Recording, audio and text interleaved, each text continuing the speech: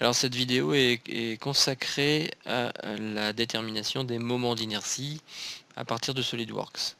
Donc pour ce faire, on partira de la pièce présente ici, c'est un cylindre dans lequel j'ai fait plusieurs trous. Je vais vous expliquer pourquoi. Simplement parce que l'on va s'intéresser dans un premier temps à la situation du centre de masse ou centre de gravité. Alors le centre de gravité, vous ne l'avez pas forcément. Donc en fait, moi je vais le supprimer. Je vais vous montrer comment on fait pour l'obtenir. Vous allez dans géométrie de référence et vous faites centre de masse et il apparaît. Alors c'est possible que pour vous il disparaisse si ici vous n'avez pas coché afficher les centres de masse. Alors par ailleurs, j'ai construit 3 axes supplémentaires, un axe 1, 2 et 3 qui va me permettre plus facilement d'expliquer selon quels axes on souhaite tourner, enfin faire tourner ce cylindre. Ensuite, je jouerai également avec cette fonctionnalité de SolidWorks qui permet tout simplement d'enlever des extrusions, enfin des opérations volumiques, voilà, comme ceci, ce qui me permettra dans un premier temps de partir sur un cylindre parfait. Alors sur un cylindre parfait, on voit bien que le centre de masse, ici en noir et blanc, est porté par l'axe 1 et il est parfaitement centré. Si je fais apparaître ceci, cet enlèvement de matière, on constate que cette fois-ci, le centre de masse est décalé vers le bas et un petit peu vers la gauche, étant donné que l'enlèvement de matière est en haut et un petit peu vers la droite. Si je rajoute cette fonctionnalité volumique, où je n'enlève pas la totalité de la matière sur la longueur du cylindre, mon centre de masse est décalé vers le bas, ça c'est normal, étant donné qu'on a enlevé une grande partie en haut, et un petit peu vers la droite, étant donné que j'ai enlevé de la matière ici. Voilà, je vais juste vous montrer en coupe ce que cela donne, pour que vous ayez un meilleur aperçu en tout cas de la pièce. Voilà.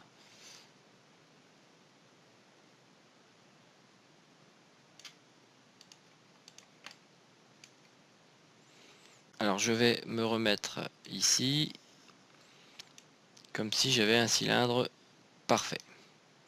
Alors, on va commencer par regarder, évaluer les propriétés de masse. Et dans les propriétés de masse, bien évidemment, j'ai la masse. Et j'ai une première matrice d'inertie ici et une deuxième ici. Alors avant de lire les matrices sur SolidWorks, on va rappeler ce que sont des matrices d'inertie. Donc vous en avez une ici, en haut à droite. C'est la matrice d'inertie I prise en G du solide S. Donc si je prends ce cylindre comme étant le solide S, je vais avoir en fait une matrice diagonale essentiellement, c'est celle qui va nous intéresser. Ce sont les paramètres A, B et C. Alors comment ça se lit? En admettant que mon repère soit centré en G, sur le centre d'inertie. D'ailleurs c'est précisé ici pour G. Ça veut dire que le paramètre A va correspondre au moment d'inertie si toutefois je faisais tourner ce cylindre selon l'axe X. B va correspondre au moment d'inertie si je fais tourner le cylindre selon l'axe des Y. Et enfin C correspond au moment d'inertie si toutefois on faisait tourner le cylindre selon l'axe Z. Alors ensuite vous allez avoir éventuellement d'autres matrices d'inertie. Ça va être le cas dans SolidWorks où on en a 2. Alors à quoi ça correspond? Alors, comment on peut avoir plusieurs matrices d'inertie? Alors je vais prendre un point O que je vais situer ici par exemple. Dans ce cas-là, mon repère, je vais le faire coïncider avec ce point. Alors, ça veut dire que le paramètre A de cette matrice prise en O est différent de ce paramètre A de cette matrice prise en G. Cette fois-ci, ceci c'est le moment d'inertie selon l'axe des X toujours l'axe des X, mais comme si ce cylindre tournait depuis le point O selon l'axe des X, ce qui est complètement différent de ceci.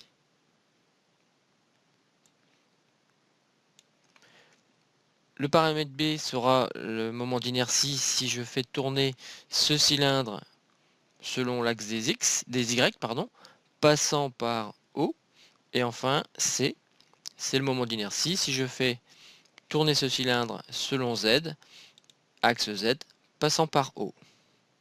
Alors je vais prendre un cas un peu particulier, celui-ci, où le centre de masse, G, est aligné en Z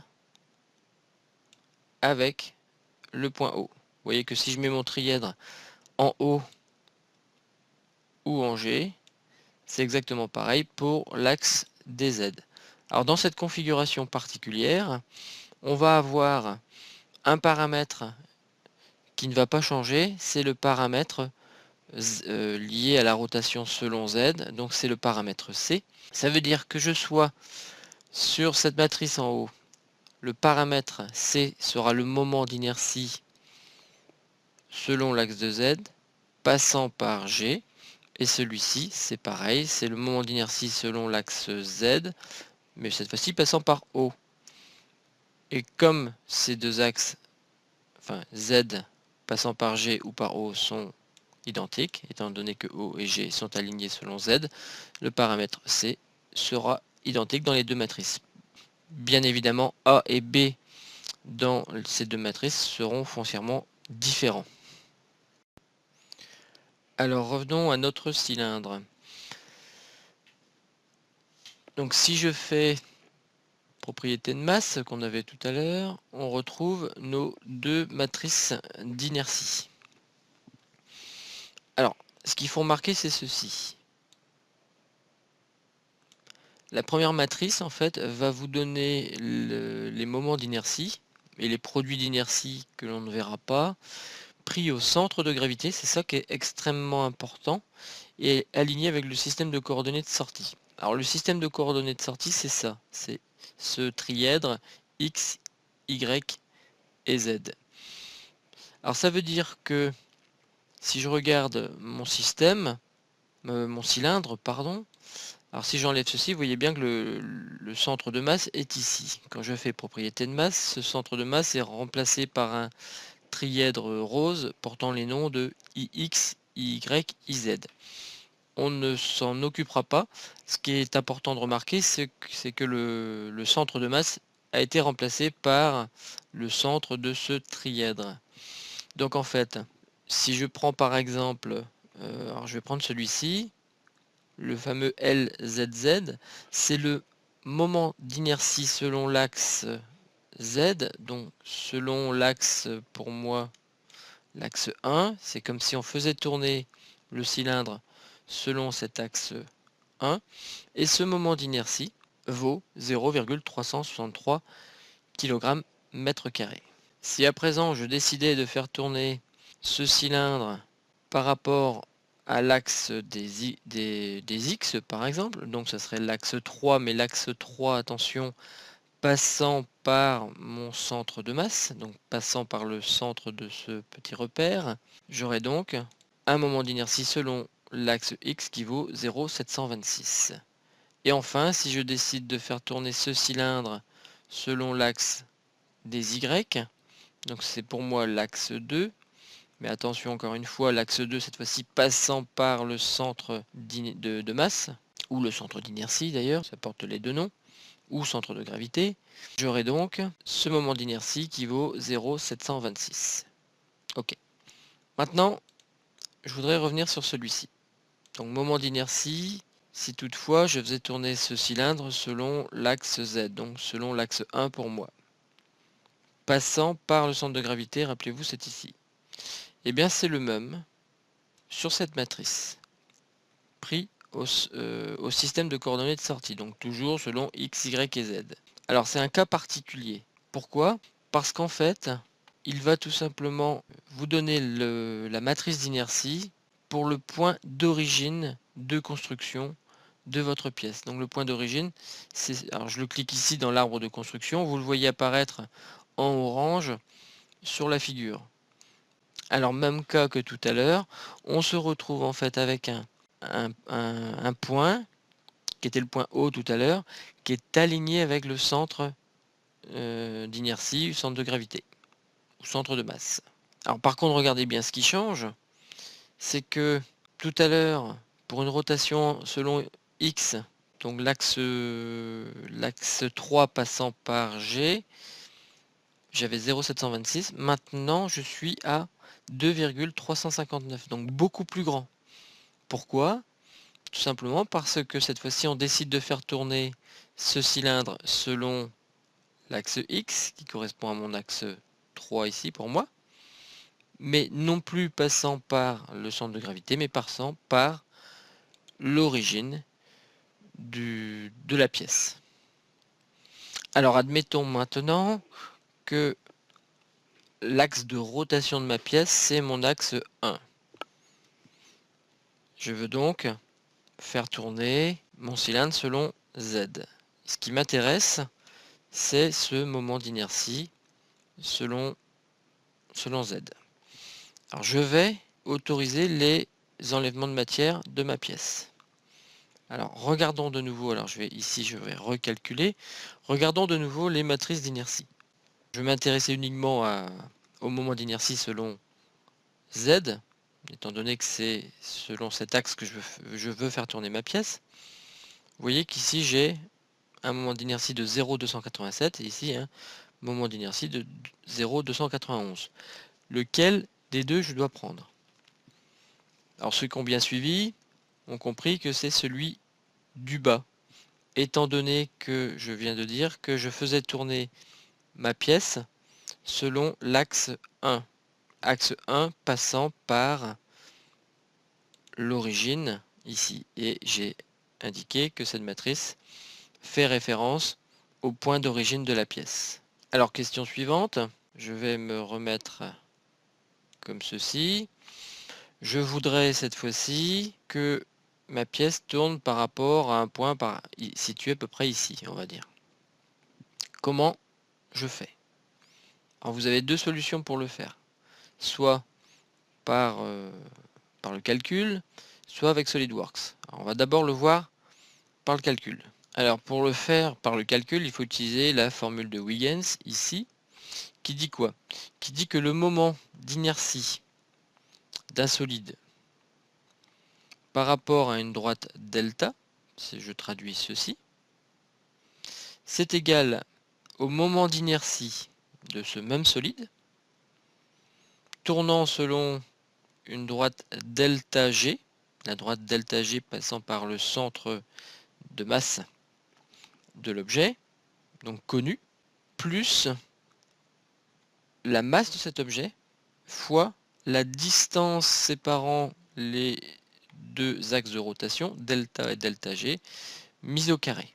Alors faisons le calcul. Ce que je vais faire tout à l'heure, c'est que je vais décaler tout simplement l'axe de rotation de mon cylindre de 0,05 mètres.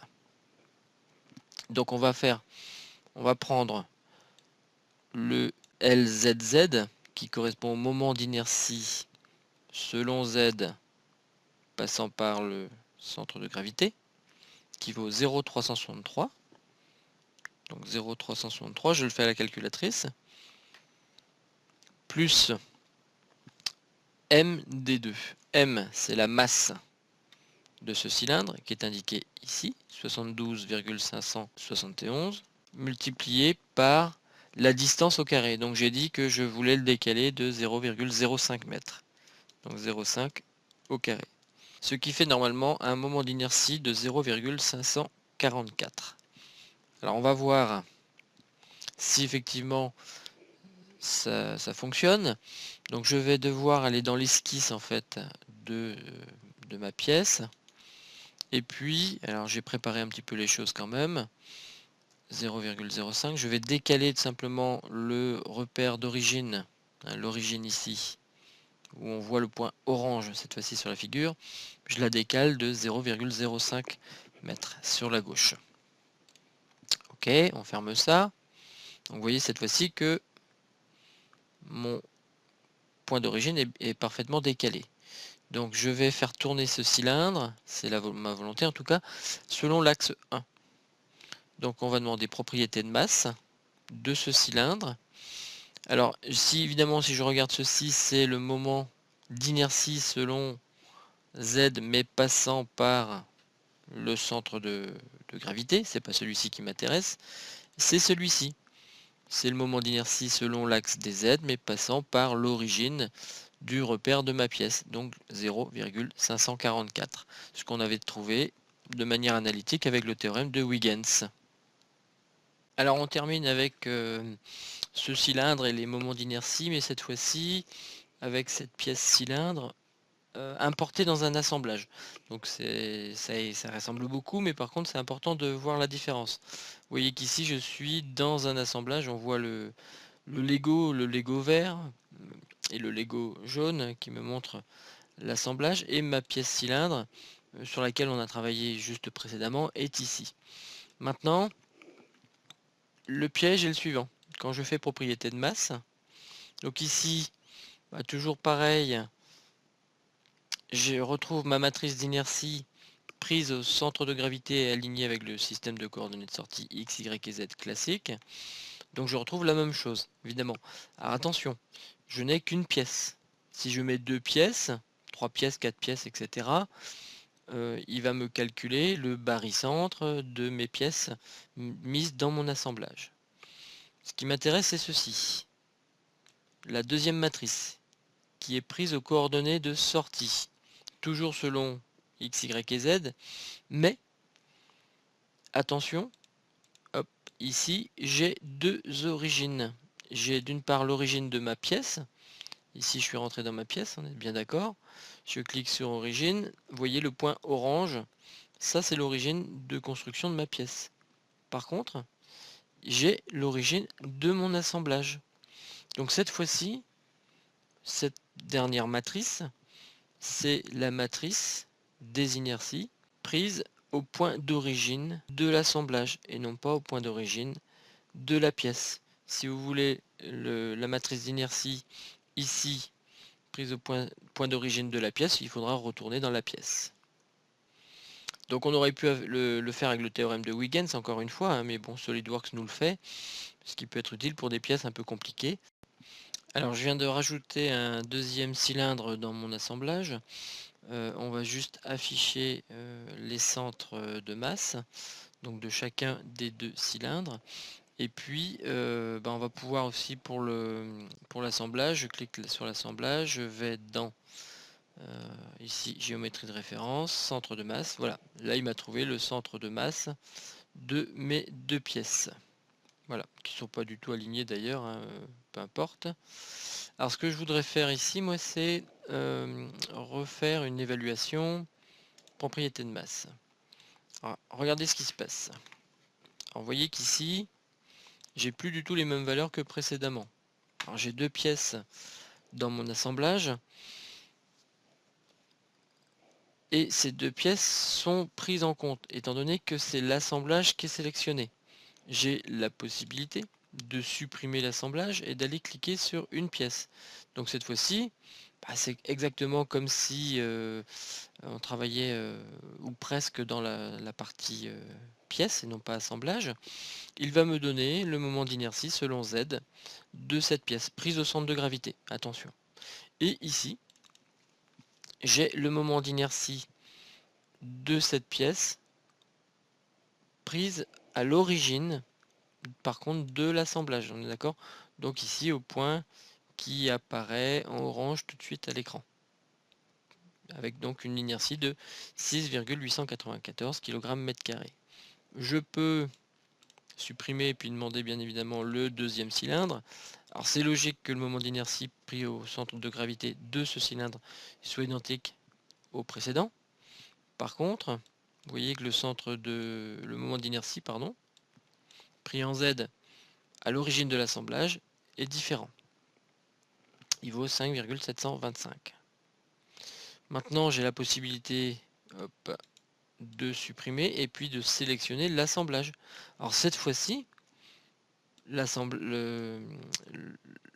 première matrice d'inertie va me donner le moment d'inertie en Z pris au centre de gravité de l'assemblage, voilà, qui est de 11,679, et enfin celui-ci qui est le moment d'inertie de l'assemblage, mais pris à l'origine de l'assemblage. Voilà, c'en est terminé pour les vidéos sur les moments d'inertie avec SolidWorks.